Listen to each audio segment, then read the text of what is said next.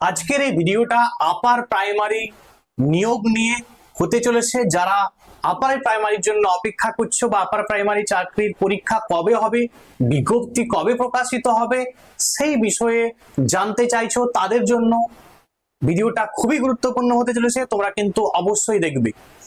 তোমরা নিশ্চয়ই জানো যে একদম 2015-16 সালে কিন্তু পরীক্ষা হয়েছিল আপার প্রাইমারি। তারপরে এটা 2026 সাল, মানে এখন পর্যন্ত এই 10 বছরে একবারও কিন্তু আর পরীক্ষা হয়নি আপার প্রাইমারি। সুতরাং এটা হিউজ ভ্যাকেন্সি আমরা ধরতেই পারি যে প্রত্যেকটা স্কুলে একটা হিউজ ভ্যাকেন্সি কিন্তু তৈরি হয়েছে। তাহলে একটা ভালো ভ্যাকেন্সি কিন্তু প্রকাশিত হবে, সেটা কিন্তু আমরা আশা করতেই পারি।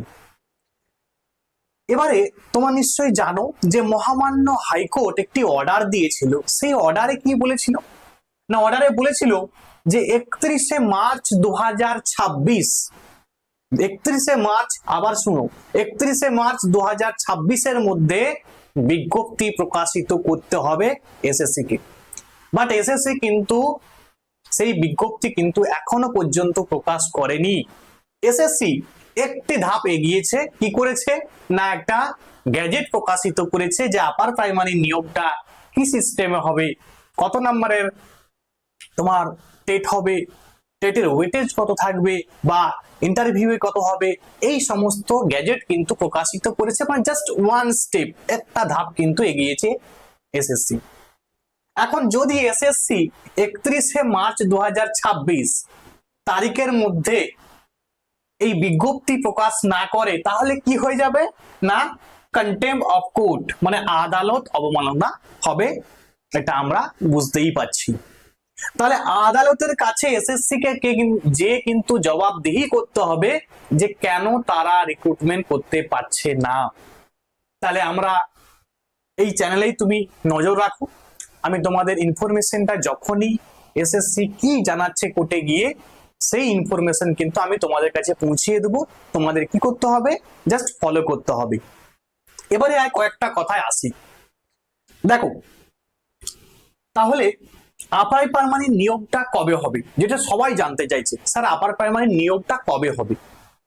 দেখো, এই কথা আর বলার কিন্তু প্রয়োজন পড়ে না তোমাদের, কারণ বুঝেই গেছো যেহেতু ভোটের দামামা বেজে গেছে, যেহেতু ভোট হবে, ভোটের ডেট ঘোষণা হয়ে গেছে, সুতরাং এখন কিন্তু শুধুমাত্র চলবে ভোটের প্রচার।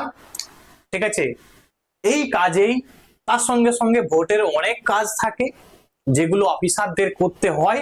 সুতরাং এখন আর কোন রকম কিন্তু নিয়োগ হবে না। তাহলে এসএসসি কি করবে না, কোর্টে গিয়ে নিশ্চয়ই বলবে যে আমরা কবে পরীক্ষা নেব, বাট কিন্তু পরীক্ষা নিতে হবে। এটা বলে যাচ্ছি তোমাদের, এটা কিন্তু কন্টেম্প্ট অফ কোর্ট হলো, মানে আদালত অবমাননা কিন্তু হয়েছে। বাট এসএসসি কিন্তু তাকে যে কিন্তু সাফাই কিন্তু দিতে হবে। আর ভ্যাকেন্সির ব্যাপারে যেটা জানতে চাইছো, এখন তোমরাই বলো, 10 বছর যদি কোনো একটা পরীক্ষা না হয়, সেই 10 বছরে কত ভ্যাকেন্সি বাড়তে পারে। আমি প্রত্যেক বছর যদি 2000 করেও ভ্যাকেন্সি ধরি, তা 10 বছরে কিন্তু 20,000 ভ্যাকেন্সি আমরা ধরতেই পারি। মানে ভ্যাকেন্সিটা 20,000-এর উপরে কিন্তু আছে, যেটা আমার মনে হচ্ছে। এবারে দেখা যাক এসএসসি কবে এই আপার প্রাইমারি কন্ডাক্ট করে, কবে বিজ্ঞপ্তি প্রকাশ করে, কবে ফর্ম ফিল আপ হয়, কবে পরীক্ষা হয়, সেই দিকে আমাদের নজর থাকবে এবং তোমাদেরকে আমি ইনফরমেশন জানিয়ে দেব।